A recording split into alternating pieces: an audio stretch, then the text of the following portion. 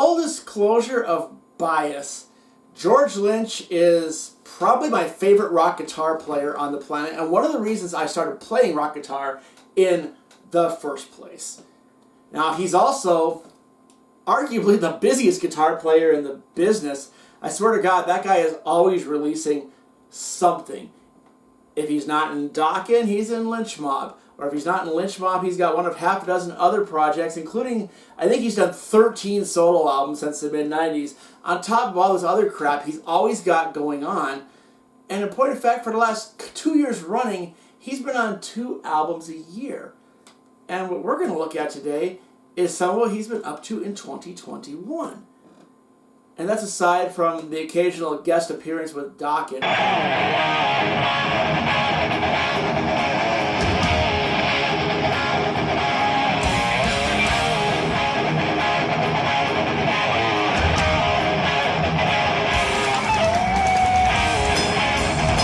So let's take a look. What has George Lynch been up to in 2021? Well, for starters, we have the second End Machine album. Oh, you mean this guy? Yeah. Yeah. Phase 2. M Machine Phase 2. M Machine is essentially Dokken without Dawn. The first album a couple years back, which was a very blues rocky affair, actually featured the entire classic Dokken instrumental lineup. You had George Lynch on guitar, Jeff Pilson on bass, and Wild Mick Brown on drums. Mick Brown has since retired, and his younger brother is drumming for the project now, but it's okay because he sounds pretty much exactly like his older brother, so it's all good. Now, who's singing on this? You know that guy. He's been all over the place, singing a lot of people. His main gig is as the lead vocals for Warrant. He's been in Lynch Mob as well. Unsurprisingly, this kind of supergroup project, it's on, guess what? Frontiers Records. It's kind of what they do, and sadly, half the time, Frontiers has some really cool projects that throw together, and it almost never goes out on tour or anything because everybody involved has other main projects. Let's take a look at the album itself. Phase 2 is very evocative of late 70s, early 80s hard rock. Very much so, and that's in contrast to the first M Machine album, which was very, very blues rocky. This is much more in keeping with what these guys are very well known for. Right off the bat, with the lead single Crack the Sky, that could have been a Dokken song.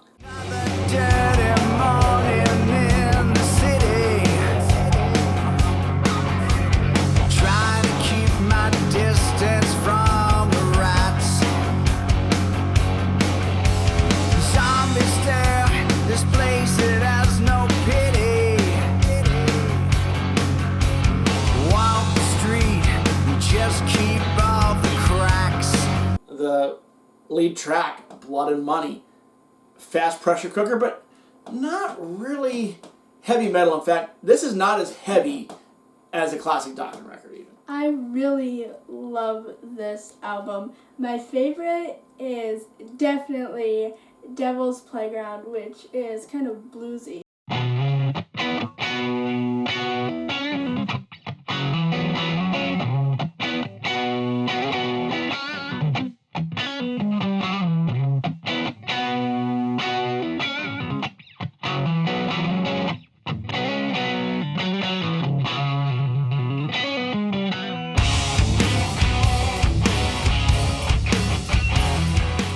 It sounds like Lynch is playing a Strat. Oh, do I have to pick a least favorite?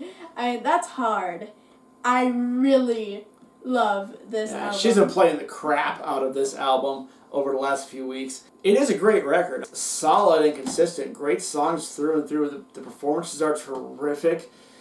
Production by Jeff Pilson here. If I had to pick a favorite song, and yeah, it is kind of hard. This is full of great stuff.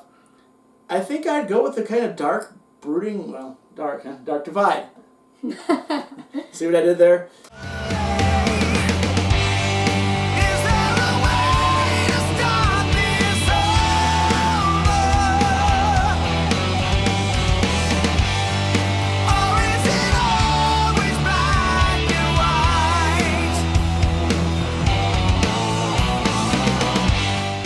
Least favorite? Scars is a decent ballad, but if it hadn't made the album, I don't feel like I'd feel that much the poorer for it.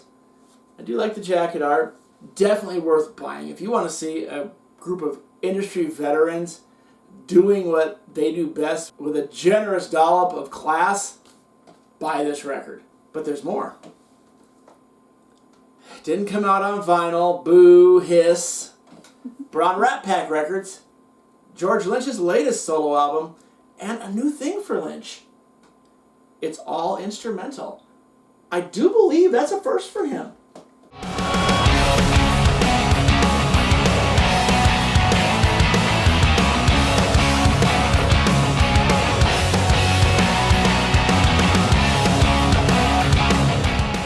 Seamless is a very groove-oriented record.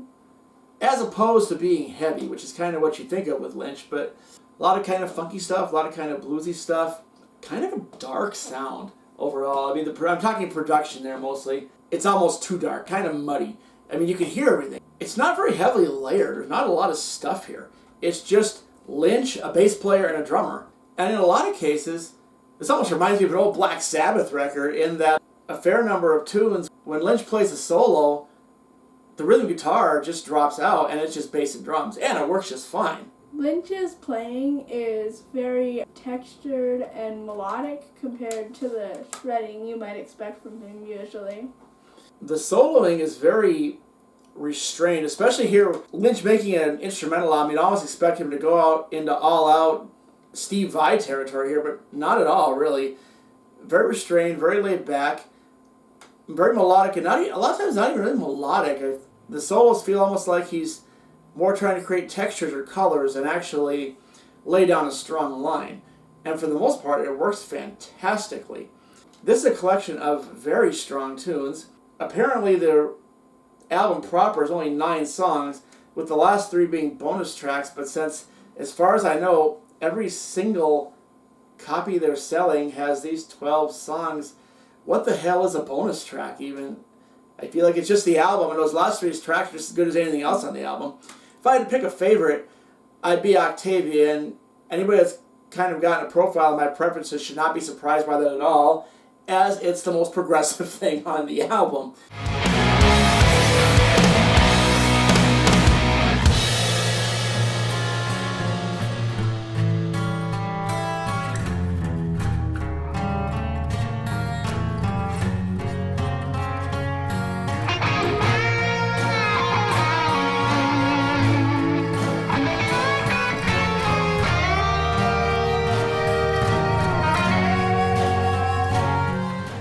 My favorite song is either Cola or TJ69.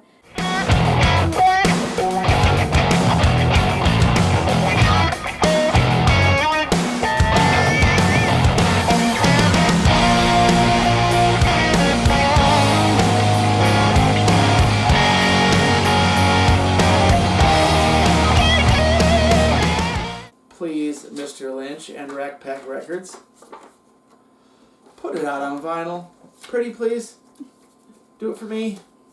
Do it for her. Do it for somebody. For God's sakes, do it for yourselves. That's George Lynch in 2021. I can't wait to see what transpires in 2022. And until we meet again, Crank it up a little louder.